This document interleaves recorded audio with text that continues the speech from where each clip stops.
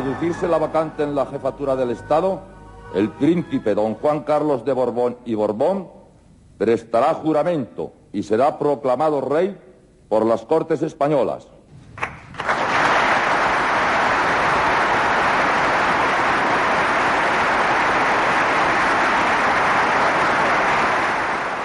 Franco acaba de morir.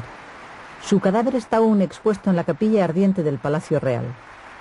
Pero el luto oficial se levanta aquel día por unas horas para que el sucesor de Franco sea proclamado rey de España una vez haya cumplido lo dispuesto en la ley de sucesión del régimen. Señor, juráis por Dios y sobre los santos evangelios cumplir y hacer cumplir las leyes fundamentales del reino y guardar lealtad a los principios que informan el movimiento nacional. Juro por Dios y sobre los santos evangelios cumplir y hacer cumplir las leyes fundamentales del reino y guardar lealtad a los principios que informan el movimiento nacional. Si así lo hiciereis, que Dios os lo premie, y si no, que os lo demande.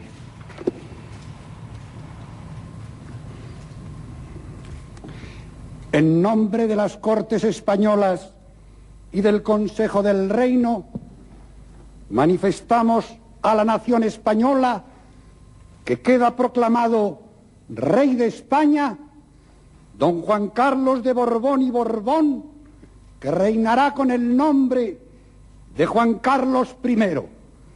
Señores procuradores, señores consejeros, desde la emoción en el recuerdo a Franco, ¡viva el rey! ¡Viva! ¡Viva España! ¡Viva!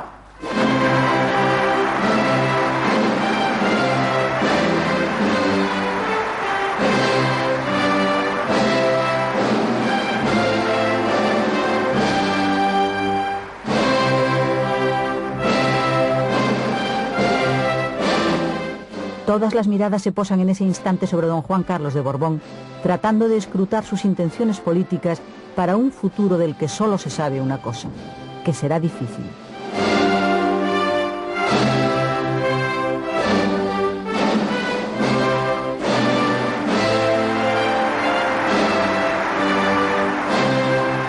Para la mayoría de los españoles, el rey es un completo enigma, que la oposición democrática le niega todo crédito, porque ve en él al rey impuesto por Franco, y que quienes le aplauden en ese instante en el Palacio de las Cortes no ven en él solamente al nuevo jefe del Estado.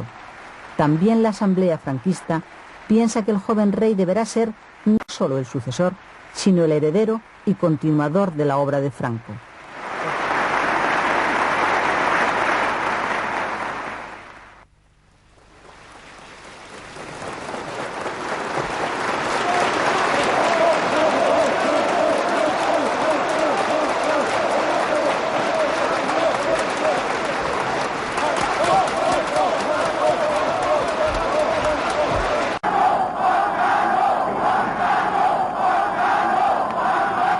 El primer gesto público de don Juan Carlos como rey es el envío de un mensaje a las Fuerzas Armadas, elemento imprescindible de estabilidad para la difícil tarea que se dispone a acometer. El testamento de Franco le ha facilitado las cosas. En sus últimas palabras, Franco pide expresamente que se rodee al rey del mismo apoyo que él tuvo en vida. Este mandato resultará definitivo para las Fuerzas Armadas, para quienes el rey es, desde ese momento, su nuevo jefe. El rey don Juan Carlos tiene en esos momentos muchos más poderes que cualquier otro monarca de su época. Son casi todos los poderes que tenía Franco en vida y que, de acuerdo con las leyes del régimen, han pasado ahora a sus... El rey puede legalmente no solo reinar, sino también gobernar.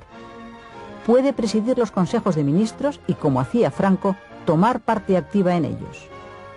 Puede hacer adoptar decretos leyes. Puede oponerse a la aprobación de una ley y devolverla a las Cortes. Puede consultar directamente a la nación en referéndum cuando las circunstancias lo aconsejen.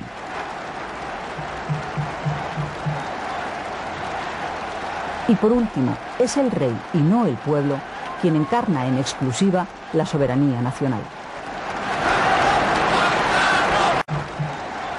Sin embargo, todo ese poder político tiene alguna limitación. Entre otras, la necesidad de contar con el Consejo del Reino para tomar las decisiones más importantes. Y precisamente esa limitación, que en vida de Franco era una pura formalidad, porque la única voluntad, la voluntad suprema, era la suya, esa limitación se va a convertir en un serio escollo para el nuevo jefe del Estado. Dentro del régimen, pues, es el Consejo del Reino el que se alza ya desde ese momento como el primer obstáculo inmediato para la acción del rey. Fuera del régimen, en la ancha oposición, los obstáculos son igualmente inmediatos, pero de signo totalmente opuesto.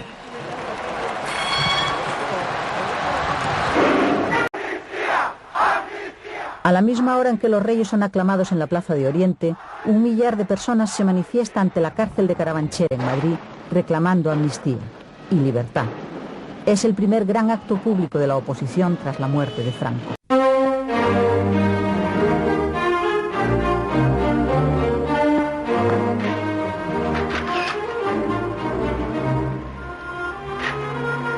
Juro servir a España con absoluta lealtad al rey.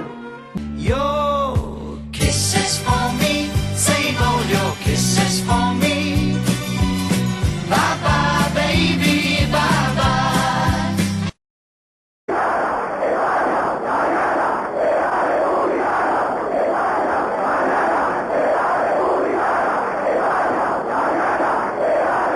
En la oposición de izquierda, el Partido Comunista le es abiertamente hostil.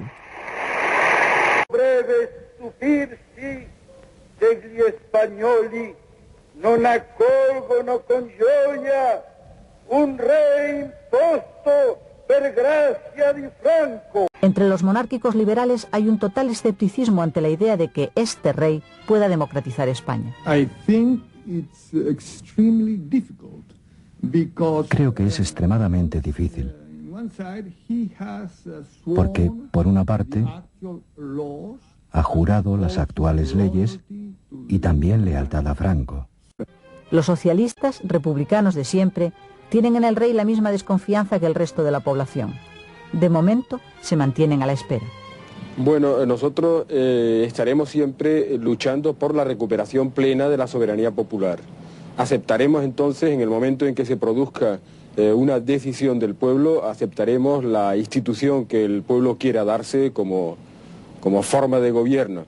En tanto no se produzca este hecho, en tanto no se produzca esa recuperación de la soberanía popular, seguiremos siendo una fuerza de oposición, bien en la clandestinidad, bien en la ilegalidad o bien en la legalidad. Ni siquiera la democracia cristiana respalda al rey. Como el resto de la oposición moderada, su actitud es la de esperar y ver qué hace don Juan Carlos.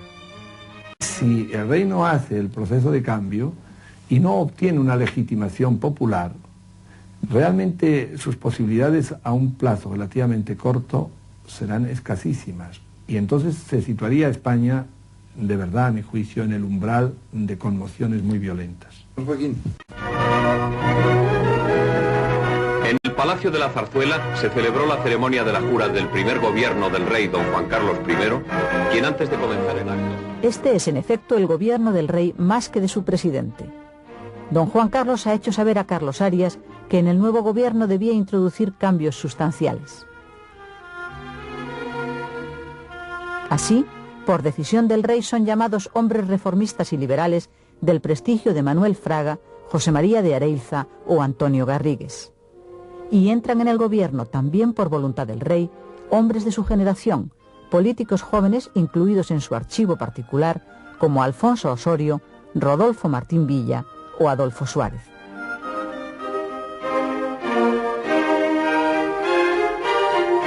Carlos Arias se ve así obligado a renunciar a sus más íntimos colaboradores. Continúa como presidente, pero sabe que va a presidir un gobierno que no es su gobierno y en el que hay figuras de una talla política muy superior a la suya.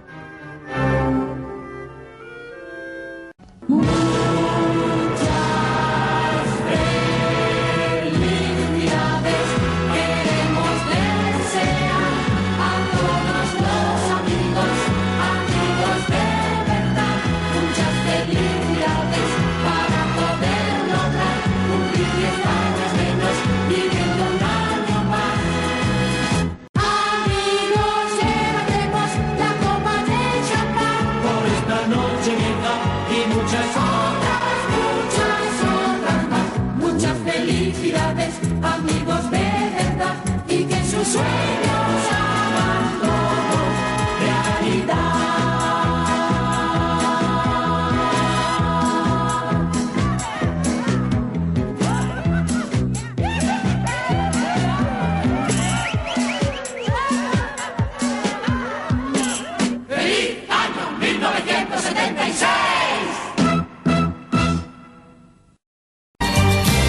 vida sigue igual.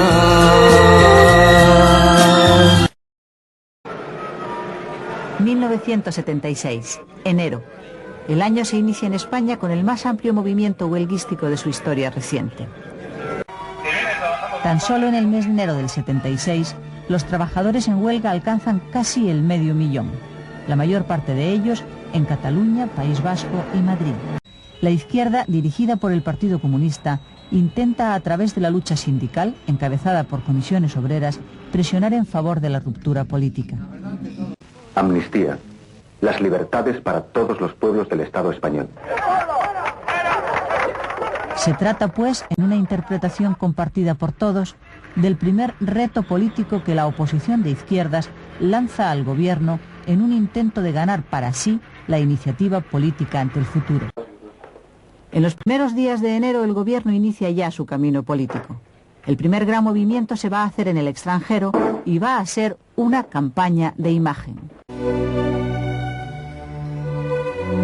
El ministro de Asuntos Exteriores inicia inmediatamente su primera gira por Europa.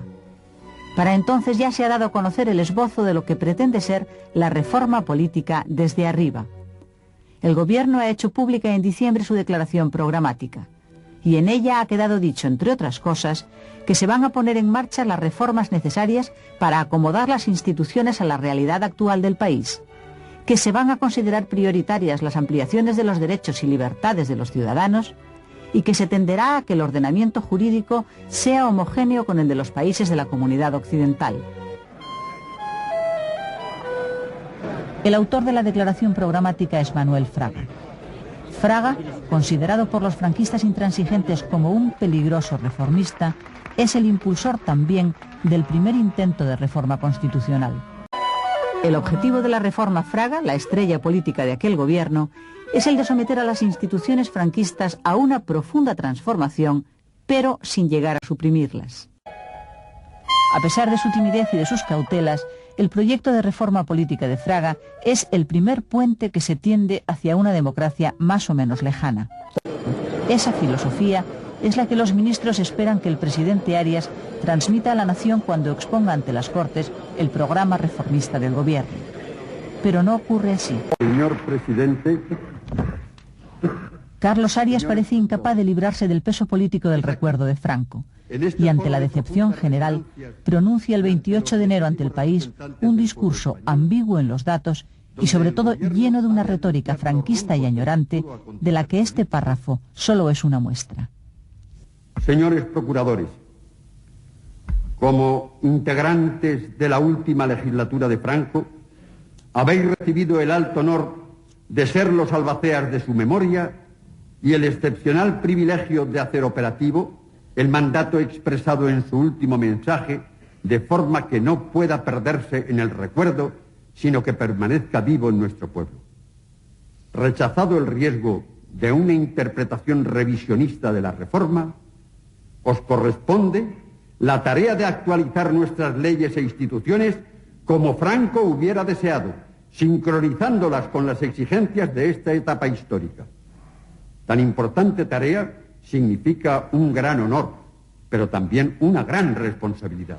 Estoy absolutamente convencido de que todos vosotros, que no ignoráis que los enemigos de España están alerta, sabréis de poner en este empeño toda vida personal que merece esa empresa común que llamamos España.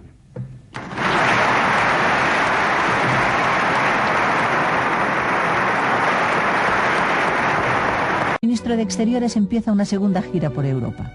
Se trata de contrarrestar la mala impresión producida por las palabras del presidente Arias y de hacer creíbles los propósitos reformadores del rey y de su gobierno.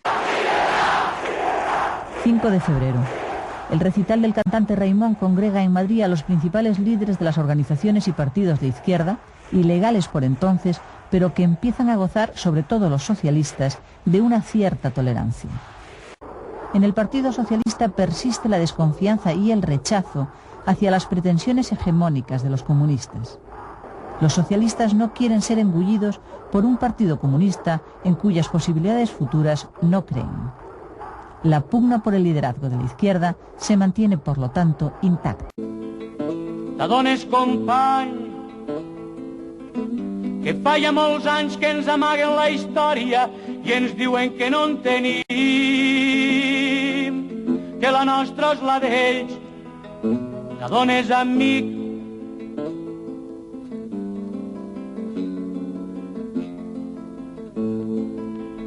De dones company,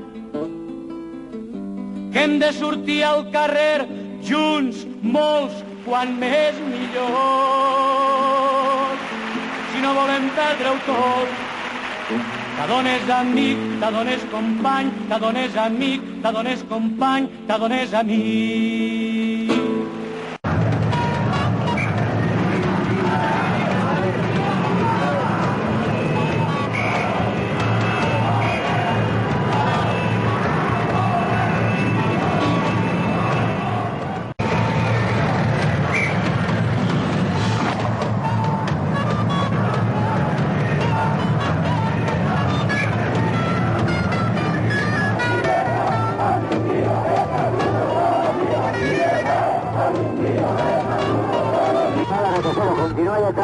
A ver si puede localizarlo y seguir plegando. Cambio. Va un grupo bastante numeroso, llevan pancartas, se llama amnistía, van voceando, amnistía, amnistía, policía.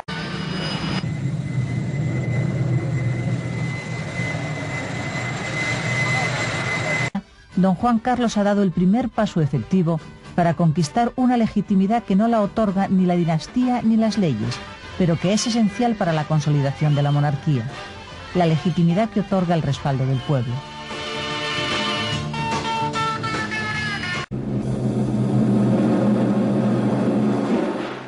Lo que se trata, lo que tratamos, es de sentar las bases de un dispositivo militar que permita ofrecer una alternativa de poder al actual Estado español. En el mes de enero, ETA mata a un guardia civil cuando éste se disponía a retirar una ikurriña. En febrero, ETA mata a tiros al alcalde de Galdácano y a un civil. En marzo, son asesinados otros 3 civiles a los que ETA acusa de haber informado a la policía. El día 7 de abril el cuerpo de Ángel Berazadi es arrojado a una cuneta con un tiro en la nuca.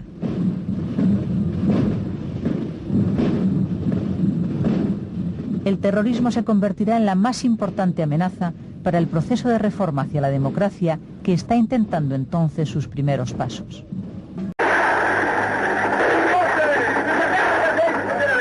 A ver ese fuego que ha sido al aire, cambio. Estaba preguntando si había heridos, cambio. De momento de los nuestros no hay ninguno. Cambio. Bueno, está bien, está bien.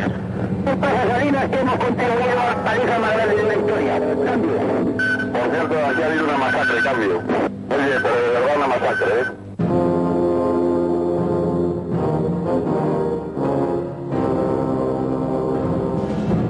Tres trabajadores muertos por disparos de la policía y más de 100 heridos, de ellos 45 de bala. Este es el trágico primer resultado que aumentará días después de lo ocurrido el 3 de marzo, miércoles de ceniza, en Vitoria.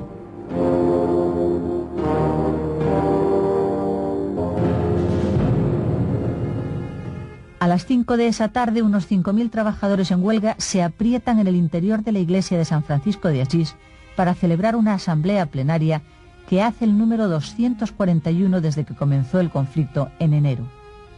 Una treintena de policías acordona la salida de la iglesia. Detrás de los policías, otros 3.000 o 4.000 trabajadores que no han cabido materialmente en el interior del templo y que se han concentrado en sus inmediaciones, rodean a su vez el dispositivo policial. Procedan a desalojar la iglesia, cambio. De acuerdo, si lo desalojan por las buenas, si no, a palo limpio, cambio. Está repleta de tíos, entonces por las afueras tenemos rodeados de personal. Ahora hay que operar las armas, sacarlos como sea, cambio.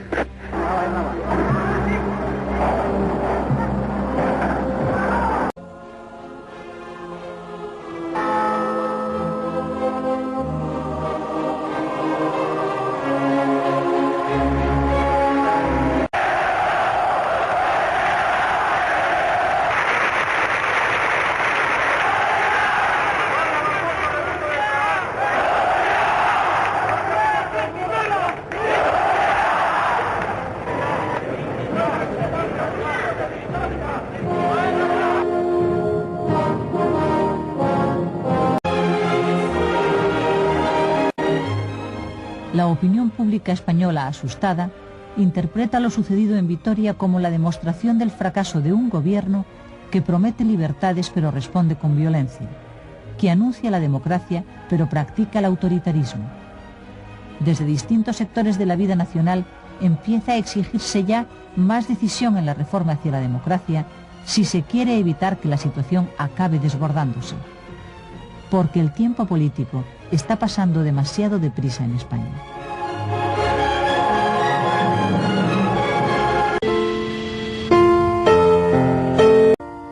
Al pisar España, dije que vendría llorando, y llorando estoy. No tengo más que una palabra: paz.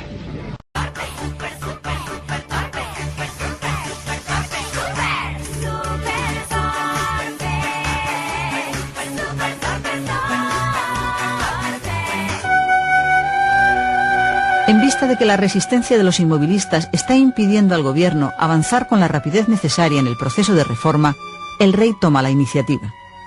Convoca al Consejo del Reino en el Palacio de la Zarzuela y, por primera y última vez, preside su reunión. Franco nunca lo hizo. El rey desea transmitirles un mensaje que indudablemente tiene otros destinatarios además de los presentes. El rey recuerda que a él corresponde la decisión final en los asuntos más importantes, que la voluntad del rey no puede en modo alguno suplantarse ni desnaturalizarse, y que si es necesario, el rey puede convocar un referéndum para llevar a cabo las profundas reformas, dice, que el país necesita. Es claramente una advertencia a quienes intentan impedir el cambio. En opinión de muchos, y también del rey, un acuerdo con la oposición resulta imprescindible para el éxito de la reforma. Pero el presidente Arias se niega categóricamente a mantener contacto alguno con los líderes de la oposición, ni siquiera con los más moderados, porque, argumenta, Franco tampoco los hubiera recibido. La prensa acusa ya abiertamente a Carlos Arias de estar obstaculizando el proceso de cambio. Por otro lado, inspira un artículo publicado en la revista norteamericana Newsweek que constituye una descalificación total de la actitud política del presidente del gobierno. El autor del artículo es un conocido periodista que acaba de ser recibido por el rey en el Palacio de la Zarzuela, y dice cosas como estas. El rey de España está seriamente preocupado por la resistencia de la derecha al cambio político. El presidente Arias ha demostrado más inmovilismo que movilidad. En opinión del rey, Arias es un desastre total que se ha convertido en abanderado del búnker. Pero lo que más preocupa al rey es que la política de Arias, más bien la no política, está polarizando la vida española y poniendo tanto a la derecha como a la izquierda en contra del gobierno. ¡Que viva! ¡Que viva! ¡El pueblo americano! ¡Que compra! ¡El mejillón hispano! ¡Well, well, well! ¡Very, very well! ¡Estas son las nenas de Mejilloneras Redondo! ¡Welcome! Y dijo el profeta Isaías: hasta el interior de tu propia morada llegará el enemigo tomando forma de pecado. Ah, ¿que ustedes no son los del asunto del mejillón? ¡Fuera! ¡Fuera de aquí inmediatamente! Excuse me, baloneras, arrue. ¡Pero qué estupidez! ¡Os dije el salón del fondo! Oiga, sin faltar, que nos largamos, ¿eh? ¡Vamos, vamos! ¡Deprisa, deprisa!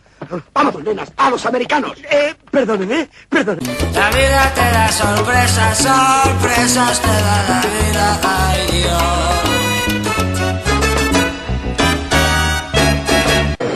En nombre del gobierno tiene la palabra el señor procurador y ministro, don Adolfo Suárez. Los españoles van a escuchar por primera vez en esas Cortes no solo un lenguaje nuevo y unos nuevos argumentos, sino una visión de la vida española que se corresponde perfectamente, esta vez sí, con la auténtica realidad, con la que todos conocen. Ayer se recordaba en esta Cámara que hace menos de una semana Su Majestad el Rey definía el horizonte de nuestra convivencia como una monarquía democrática en cuyas instituciones habrá un lugar holgado para cada español. Creo que en este día de hoy, que de alguna manera puede pasar a la historia política de la nación, a nosotros nos corresponde el alto honor y la grave responsabilidad de avanzar decididamente hacia esa meta. El punto de partida está en el reconocimiento del pluralismo de nuestra sociedad. Si contemplamos la realidad nacional con una mínima sinceridad, hemos de convenir que además de ese pluralismo teórico, existen ya fuerzas organizadas. Nos empeñaríamos en una ceguera absurda si nos negásemos a verlo. Esas fuerzas, llámense partidos o no, existen como hecho público. Se ven en los medios de comunicación, están presentes en los niveles intelectuales y en la base trabajadora e influyen incluso en las organizaciones más típicamente profesionales. Una legalidad que permaneciese pasiva ante ellas, sin combatirlas ni legalizarlas, simplemente ignorándolas, se parecería demasiado al Estado liberal del siglo XIX. El Estado debe ser neutral ante los partidos si quiere ser justo, pero no puede desconocer su existencia. No se pueden hacer verdaderas declaraciones de libertad política si los derechos de reunión, expresión, manifestación y asociación solo están proclamados en normas constitucionales, pero no tienen la garantía última de su ejercicio. Ha sido un discurso brillante. En opinión del ministro de Exteriores, Suárez acaba de decir lo que Carlos Arias tenía que haber dicho 6 meses atrás. La vía para apartar a Arias de la presidencia ha quedado abierta, aun cuando todos, incluido el interesado, no sepan aún que el retrato del futuro presidente de gobierno ya tiene rostro en la mente del rey. Según la ley, aprobada con holgura de votos, será el Código Penal el que establezca qué partidos van a ser considerados legalizables y cuáles no. Esta misma tarde se va a votar la reforma del Código Penal, la llave que deberá abrir la última puerta a la legalización de los partidos. Pero en esa llave está precisamente el obstáculo. Esa es la puerta que los procuradores franquistas no quieren abrir. El tercer proyecto reformista del gobierno sucumbe así entre las presiones del búnker y la decisión de un gobierno dividido. Finalmente, con el bloqueo de la reforma del Código Penal, todos los derechos reconocidos en las leyes recién aprobadas quedan suspendidos. Al cambio político no solo se le da un frenazo. La reforma del primer gobierno de la monarquía acaba de encallar. El momento de cambiar al presidente del gobierno ha llegado ya. 1 de julio, jueves, 11 de la mañana. Carlos Arias abandona su despacho oficial en la presidencia del gobierno pasadas las 12 del mediodía y sube al coche oficial que ha de llevarle hasta Palacio. Tan solo 24 horas antes, Arias ha estado celebrando con sus íntimos su paso del Ecuador al frente del gobierno y no imagina ni remotamente la razón por la que el rey desea verle en ese momento. Será un asunto de rutina, piensa. Sin embargo, lo que el rey va a pedirle a Arias es que le presente su dimisión, a pesar de que la ley lo asegura como presidente hasta enero de 1979. Desde hace meses, don Juan Carlos y Torcuato Fernández Miranda han planificado este momento. La operación ha de hacerse con rapidez y con sigilo. La palabra del día es, en parte, alivio, pero sobre todo, expectación. José María de Areilza, ministro de Asuntos Exteriores, es sin duda uno de los presidenciables. Y por supuesto Manuel Fraga, ministro de la Gobernación, autor del proyecto de reforma y la estrella política del primer gobierno de la monarquía. Y mientras la prensa rodea a los considerados candidatos, el ministro del Movimiento, un hombre joven en quien nadie piensa para encabezar la transición, permanece en solitario en su casa y espera.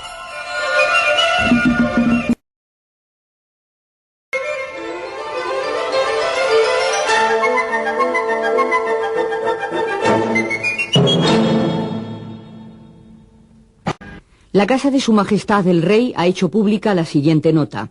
De acuerdo con lo dispuesto en la Ley Orgánica del Estado, previa propuesta interna del Consejo del Reino, Su Majestad el Rey ha designado como presidente del Gobierno a don Adolfo Suárez González, a quien recibió esta tarde en el Palacio de la Zarzuela.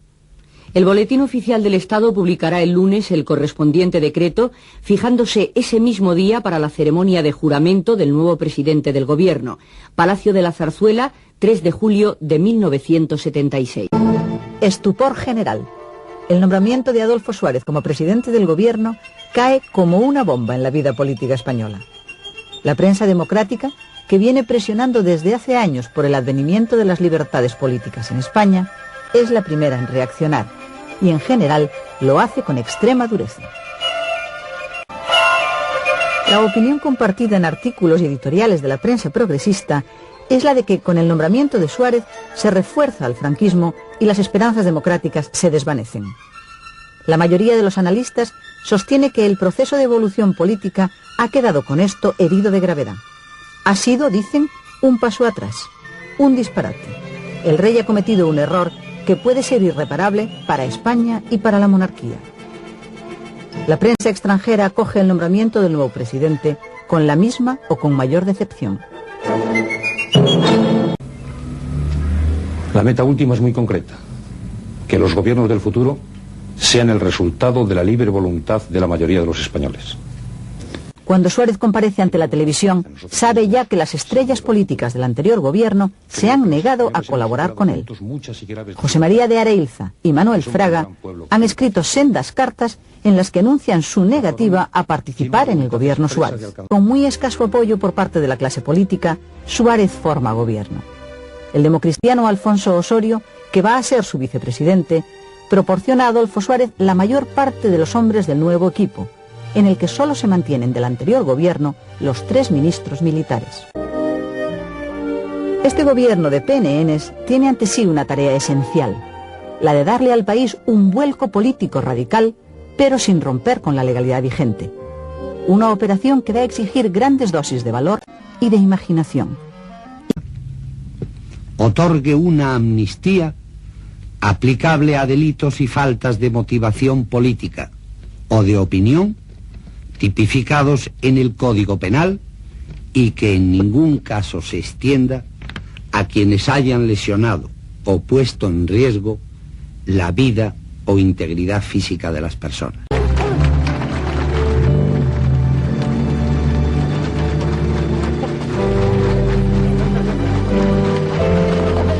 El gobierno Suárez, fuera ya del decreto de la amnistía, revoca la decisión administrativa que en 1965 había privado de sus cátedras a Agustín García Calvo, a José Luis Aranguren y a Enrique Tierno Galván. 11 años más tarde, regresan a sus aulas.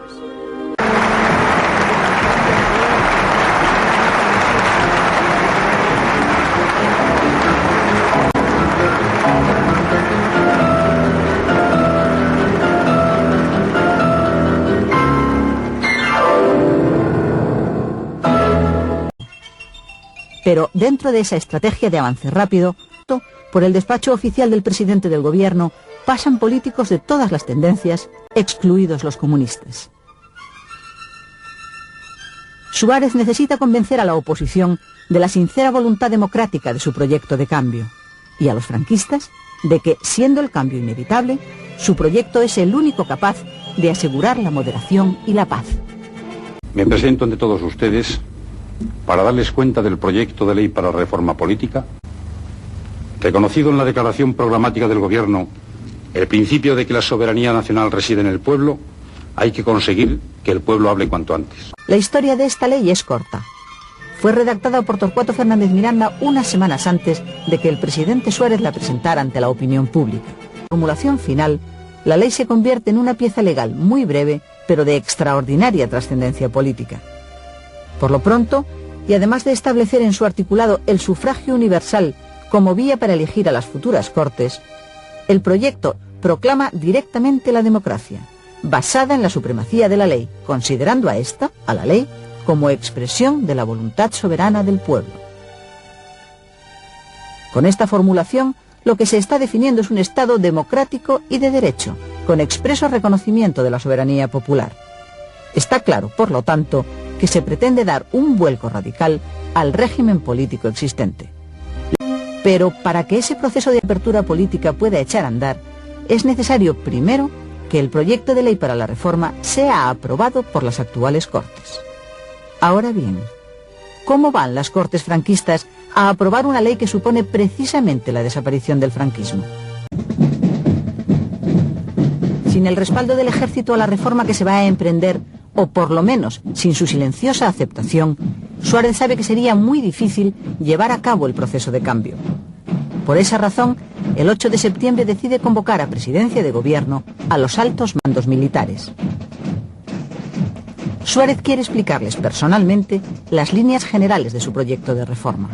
Suárez les aseguró entonces taxativamente que el Partido Comunista no sería legalizado en España. La cúpula militar observa con inquietud la trayectoria política que apunta el presidente Suárez. Pero la alarma sube de tono definitivamente cuando tienen noticia de que el gobierno se dispone a reconocer la libertad sindical como otra de las libertades democráticas. El teniente general de Santiago, vicepresidente para Asuntos de la Defensa, considera que se ha llegado demasiado lejos en la apertura política y presenta su dimisión irrevocable al presidente del gobierno. Suárez nombra entonces al teniente general Gutiérrez Mellado como nuevo vicepresidente para la Defensa, en sustitución de Santiago.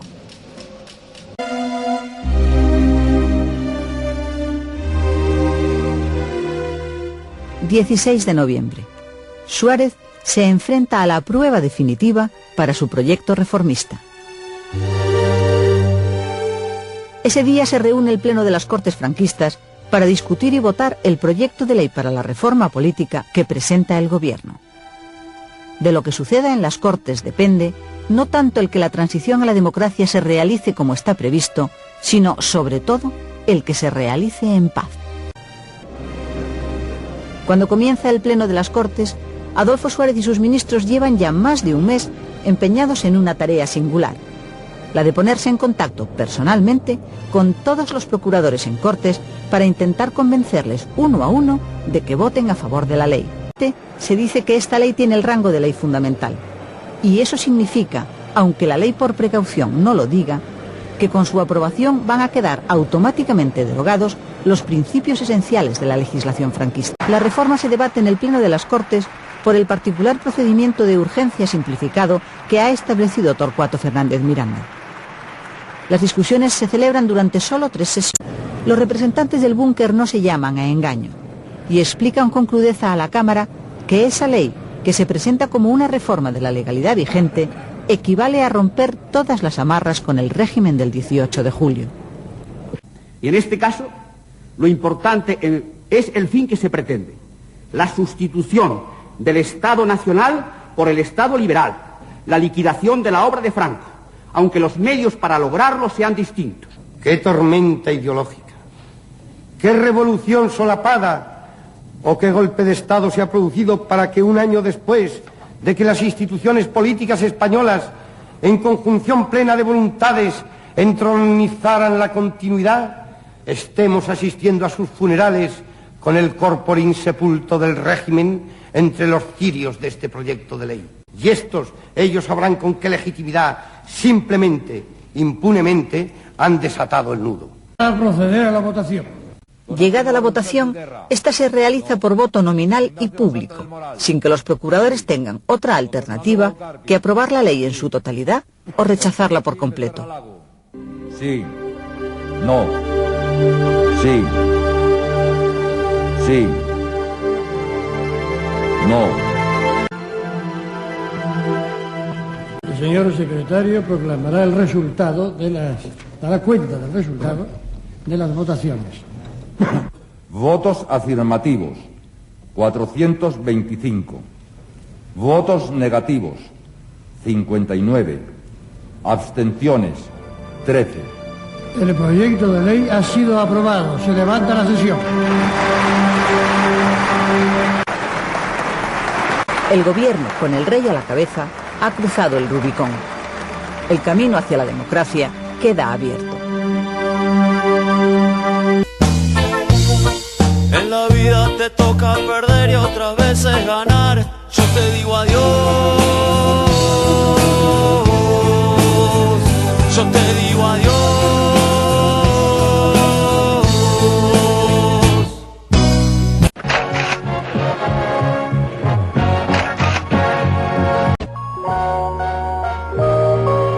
A esas alturas del proceso, la oposición continúa defendiendo públicamente la ruptura y descalifica un referéndum que se va a celebrar sin las mínimas garantías democráticas.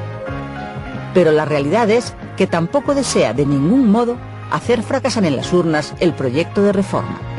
Por eso defiende la abstención. Habla, pueblo, habla. Este es el momento. No escuches a quien diga que guardes silencio. Habla, pueblo, habla.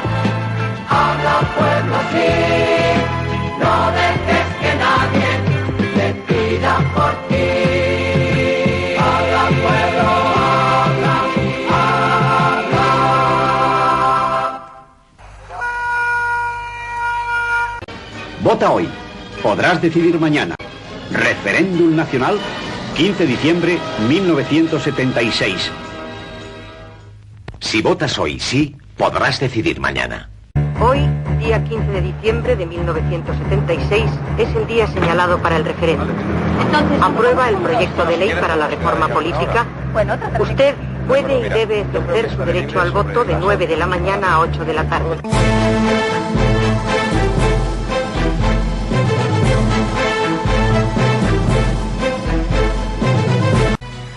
La opción reformista como vía legal para alcanzar la democracia en España, que ha sido alumbrada por el presidente de las Cortes y del Consejo del Reino, defendida por el presidente del Gobierno y sólidamente respaldada por el rey, obtiene un triunfo espectacular al contar con el apoyo de la inmensa mayoría de los españoles.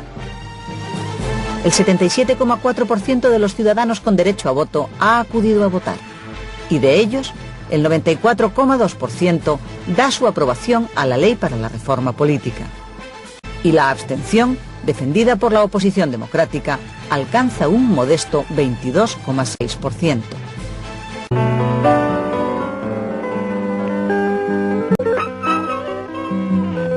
Es el momento del encuentro de dos generaciones, del encuentro de la vida, del encuentro de los hombres. Quizás sea también el encuentro de todo un pueblo para hacer un país más grande, más hermoso, más fuerte. Es la hora del encuentro. Felicidades.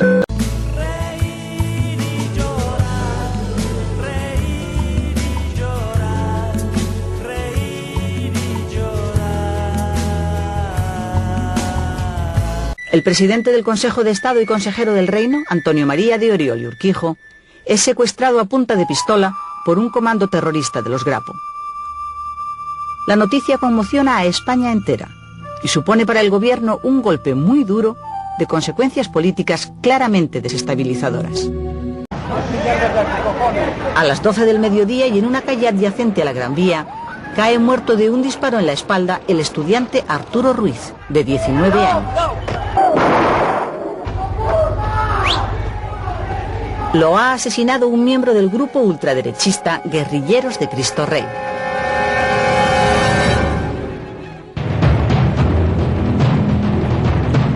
Al día siguiente, lunes 24, tienen lugar en toda España paros laborales y manifestaciones de protesta por el asesinato el día anterior del estudiante Arturo Ruiz.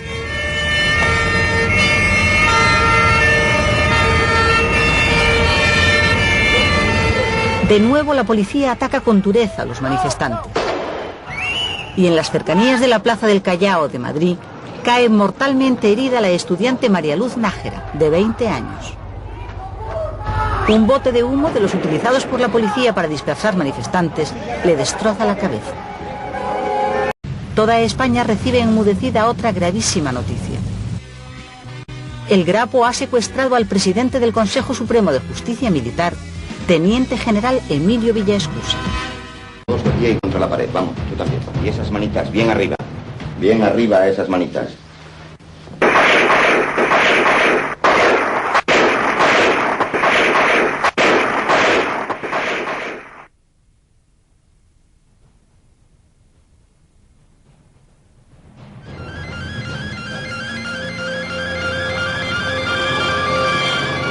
Acaba de producirse una matanza inaudita. Un comando ultraderechista ha disparado a sangre fría contra 9 personas, 7 abogados laboralistas, un estudiante y un empleado del bufete, todos ellos vinculados al Partido Comunista y a comisiones obreras. 5 de ellos han muerto instantáneamente acribillados a balazos. Otros 4 han quedado gravísimamente heridos. Los pistoleros han disparado sobre sus víctimas hasta agotar sus cargadores. La prensa del día siguiente recoge bien el sentimiento de los ciudadanos. Los españoles están sobrecogidos, no solo por la brutalidad de los hechos, sino por su terrible significado político. Porque a nadie le cabe duda de que la matanza de Atocha es una nueva y violentísima provocación, esta vez contra el Partido Comunista y en general contra las fuerzas de izquierda. El entierro va a tener lugar a primera hora de la tarde de ese mismo día. El gobierno acepta, después de interminables negociaciones, que el entierro sea público. Pero pone como condición que este termine en el Paseo de Recoletos y que el traslado de los féretros hasta el cementerio se haga en coche y con relativa discreción. Cada parte cumple con su compromiso. Esa tarde de enero, los comunistas españoles muestran ante la opinión pública su fuerza, su dolor y su silencio.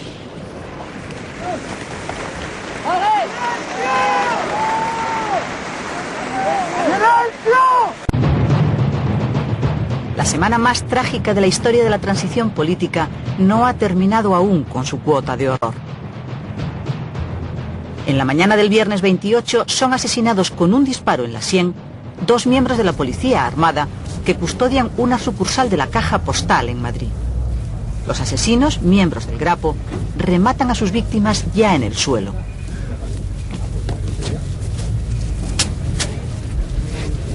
Dos horas más tarde, el Grapo asesina a un guardia civil y hiere gravísimamente a otros 3.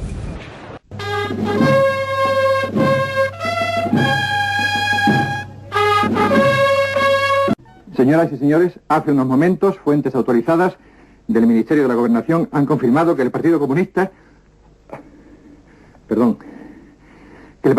de España ha quedado legalizado. Repetimos, pues, que el Partido Comunista de España ha sido legalizado por el gobierno español. La noticia de la legalización del Partido Comunista coge por sorpresa no solo a todos los ciudadanos, sino a casi todos los miembros del gobierno, que no estaban enterados de la operación. Adolfo Suárez ha decidido asumir en solitario y rodeado de muy pocos de los suyos esta decisión que tiene gravísimos riesgos políticos. Aunque cuenta con un apoyo esencial, el apoyo del rey. Esa noche del Sábado Santo, las calles semivacías de las grandes ciudades españolas acogen la discretísima celebración que hacen en público los militantes comunistas. Pero es que también la discreción había sido pactada. Una anécdota ilustrativa del ambiente que se respira en esos momentos en los cuarteles. En aquellos días, en la Capitanía General de Madrid, se celebra una reunión convocada por el capitán general Gómez de Salazar a petición del jefe de la división acorazada Brunete, general Milans del Bosch. Asisten todos los altos mandos de la capitanía. En la reunión, el general Milans sostiene ante sus compañeros que Suárez ha quebrantado su palabra de honor. Declara que no acepta a un jefe de gobierno sin honor y advierte que en España se están reproduciendo los momentos que desembocaron en la Guerra Civil de 1936. Alguno de los presentes plantea entonces la posibilidad de una intervención militar.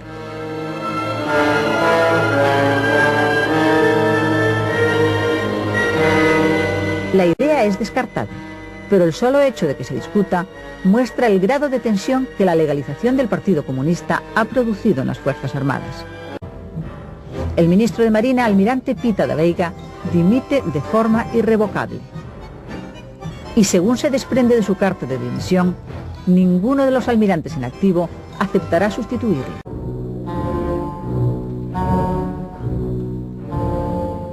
Hemos decidido colocar hoy aquí en la sala de reuniones del Comité Central, al lado de la bandera de nuestro partido, que sigue y seguirá siendo roja, la bandera con los colores oficiales del Estado. En los actos del partido, al lado de la bandera de este, figurará la bandera con los colores oficiales del Estado.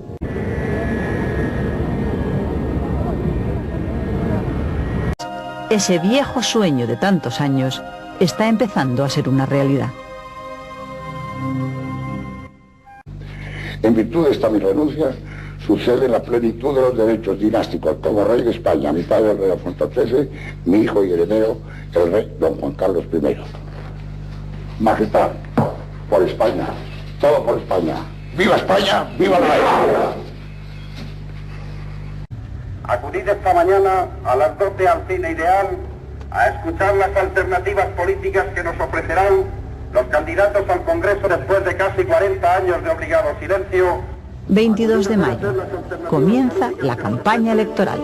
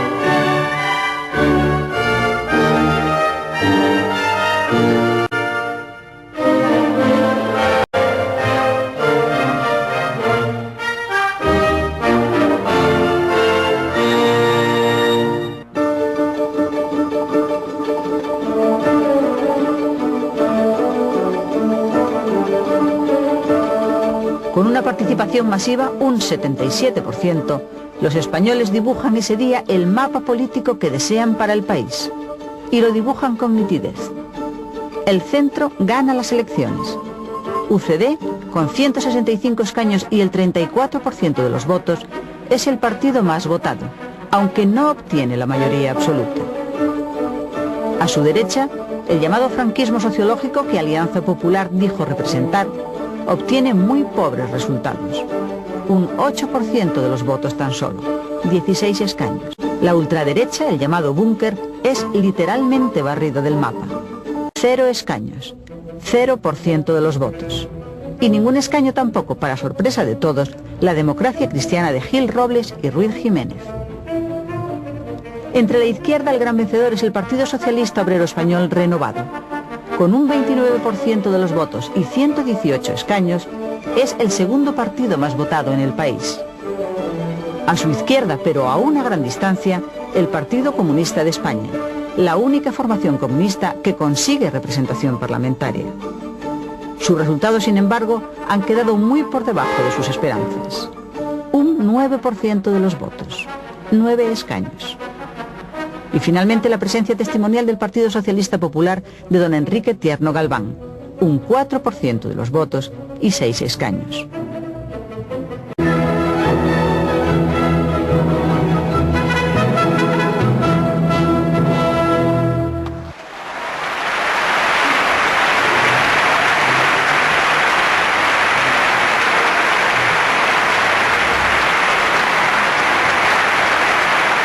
Este solemne acto de hoy tiene una significación histórica muy concreta: el reconocimiento de la soberanía del pueblo español. Pero sí quiero decirles que entre todos hemos construido los cimientos de una estructura sólida para la convivencia en libertad, justicia y... Resuelto con éxito el tramo más difícil de la transición, el nuevo gobierno de UCD se enfrenta a una tarea prioritaria y urgente: intentar superar la grave crisis económica que viene padeciendo el país desde comienzos de los 70. La situación es tal que la previsión de inflación para 1977 llega a ser de un 40%. Por su propio interés y por el de todos, seleccione productos de precio estable. Solo si se logra suavizar la crisis económica y garantizar una cierta paz social, será posible abordar la gran tarea política, la elaboración de una constitución. El gobierno de Adolfo Suárez propone a todos los partidos políticos de la oposición alcanzar unos pactos básicos de actuación sobre la economía española. El acuerdo se logra y en octubre de 1977 se firman los pactos de la Moncloa. En mi vida solo quedan esperanzas.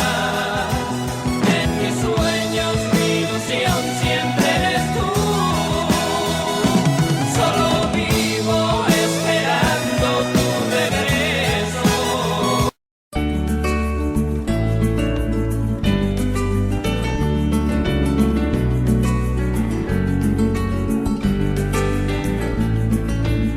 Papá, cuéntame otra vez ese cuento tan bonito de gendarmes y fascistas y estudiantes con flequillo y dulce guerrilla urbana en pantalones de campana y canciones de los Rolling y niñas en minifalda. Papá, cuéntame otra vez todo lo que os divertisteis estropeando la vejez a oxidados dictadores y cómo cantaste al vent y ocupasteis la Sorbona en aquel mayo francés en los días de vino y rosas. Papá, cuéntame otra vez esa historia tan bonita de aquel guerrillero loco que mataron en Bolivia y cuyo fusil ya nadie se atrevió a tomar de nuevo, y como desde aquel día todo parece más feo. Papá, cuéntame otra vez que tras tanta barricada y tras tanto puño en alto y tanta sangre derramada, al final de la partida no pudisteis hacer nada y bajo los adoquines no había arena de playa. Fue muy dura la derrota, todo lo que se soñaba se pudrió en los rincones, se cubrió de telarañas. Y ya nadie canta al vent, ya no hay locos, ya no hay parias, pero tiene que llover, aún sigue sucia la plaza.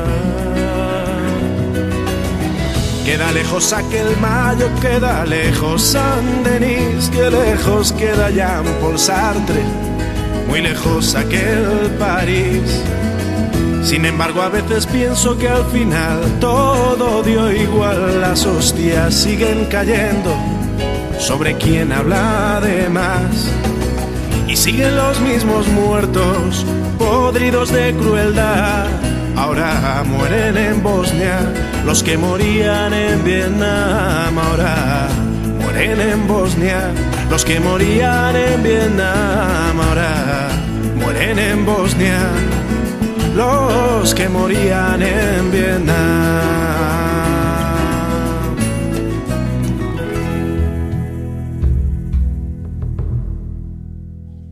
La división política y administrativa actual de España tiene desde la aprobación de la Constitución española de 1978 la forma de 17 comunidades autónomas, además de las ciudades autónomas de Ceuta y Melilla.